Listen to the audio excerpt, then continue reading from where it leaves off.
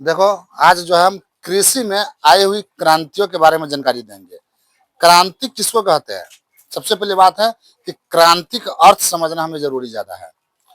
किसी भी क्षेत्र में अचानक, किसी भी क्षेत्र में अचानक हो जाना कुछ चीज, जैसे कोई मार हो रहा है, अचानक मार हुआ, बहुत ज्यादा मात्रा में मार हो जाना, उधर से भी आदमी आया, इधर से भी आदमी, लाठी उठी निकल गया, अब बहुत ज्यादा मात्रा में धूम धड़ाका मार पीट होना शुरू हो गया, तो उसको क्या कहते हैं?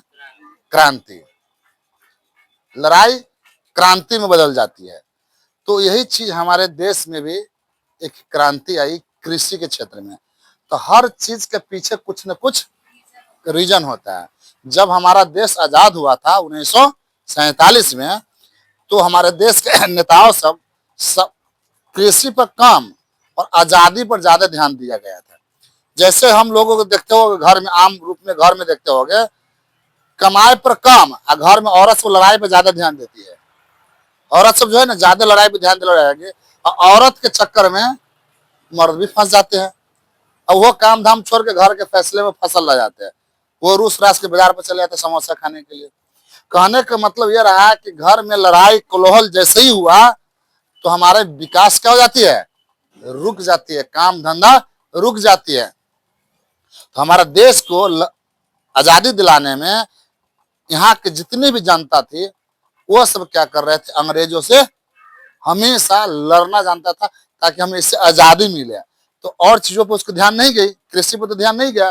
लेकिन जब 1947 में देश आजाद हुई तो हमारे देश के सामने सबसे बड़ी चुनौती हो गई पेट।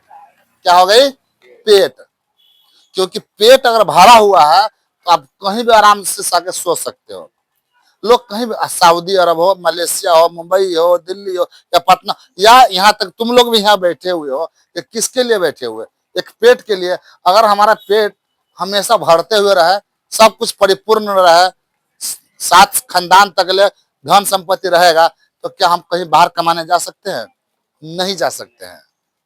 तो सब कुछ पेट कराता है। तो आजादी के बाद हमें सबसे ज्यादा पेट की जरूरत पड़ा, भोजन की। भोजन की आदमी ज्यादा था, उपज कम हो रही थी। आदमी ज्यादा था। तुम्हारे घर में अगर आधा 1 किलो आटा की जरूरत है, 250 ग्राम आटा मिल रही है, आधा किलो आटा मिल रहा है, तो फिक्स है कि सभी आदमी का खाना होगा, तो आधा आधा पेट खा के सोना पड़ेगा, आधा आधा पेट खा के सोना पड़ेगा। और आधा पेट जो हमारी ऊर्जा मिलनी चाहिए, जो हमारी भोजन मिलनी चाहिए, उस भोजन के अनुसार से हमें अगर भोजन नहीं मिल रहा तो हमारे शरीर में इफेक्टिव होगा, कमजोरी महसूस होगा। कमजोरी होगा तो क्या होगा? बीमारी आएगा। और बीमारी होगा तो क्या होगा? जल्दी निपट जाएंगे, जल्दी मर जाएंगे। तो जल्दी न मरने के लिए हमें भोजन ज्यादा जरूरी है, सबसे पहली बात है। तो भोजन आएगा तो कहां से आएगा भाई? कृषि से आएगा। क्या आएगा? कृषि से आएगा। तो इसके लिए हमें कृषि के क्षेत्र में जल्दी, कम जगह में ज्यादा उपज होना चाहिए, जल्दी से उपज हो जाना चाहिए। एक कट्ठा में ज्यादा गेहूं धान हो जाना चाहिए, दाल सब हो जाना चाहिए। तो कुछ ऐसी तरकीब होनी चाहिए। तो हमारे देश के जो वैज्ञानिक थे, हमारे देश के जो महान पुरुष थे, उन्होंने इस चीजों पर थिंकिंग किया कि ऐसा क्या करनी चाहिए जो हमें जनता के सबसे पहले हमें भोजन की जरूरत होगी। जब हमारे देश में संविधान लागू होने लगा तो उसमें हर संविधान में देखोगे पंचवर्षीय योजना है। जब हम प्रधानमंत्री बनता है तो उसमें पंचवर्षीय योजना लागू होती है। पंचवर्षीय योजना का अर्थ होता है कि इस 5 सालों में सबसे ज्यादा किस किस पर फोकस करनी है हमारे देश में, जो उस काम को हमको पहले करनी है।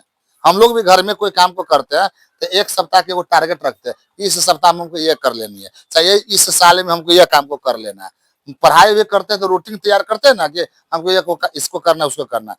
तो सरकार भी 5 साल के रूटीन तैयार करती थी। तो सरकार देखा कि सबसे ज्यादा अब इस साल की इस पहला पंचवर्षीय योजना में सबसे ज्यादा किस पर फोकस करनी है? कृषि पर। तो किया, फिर भी कृषि भी हुआ, तो थोड़ा हमारा कृषि के क्षेत्र में थोड़ा सुधार हुआ। लेकिन जितनी मात्रा में सुधार होने चाहिए था उतना मात्रा में सुधार नहीं हुआ, थोड़ा मोड़ा हुआ है, पर नीचे करो, ठीक है। तो सुधार हुआ। फिर दूसरा पंचवर्षीय योजना है, तो बोला कि कृषि करने के लिए हल, ट्रैक्टर और भी चीज, बड़े बड़े चीज की जरूरत पड़ेगा। तो सोचा इसको तो ट्रैक्टर बनाना चाहिए, हल की भी जरूरत है, थोड़ा सा औजार की भी जरूरत है।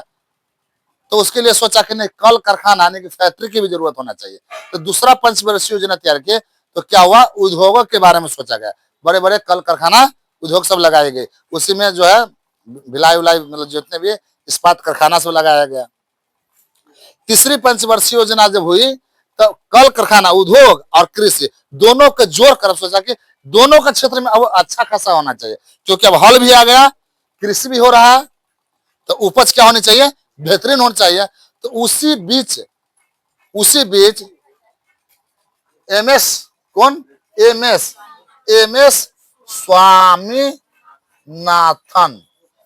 स्वामीनाथन एक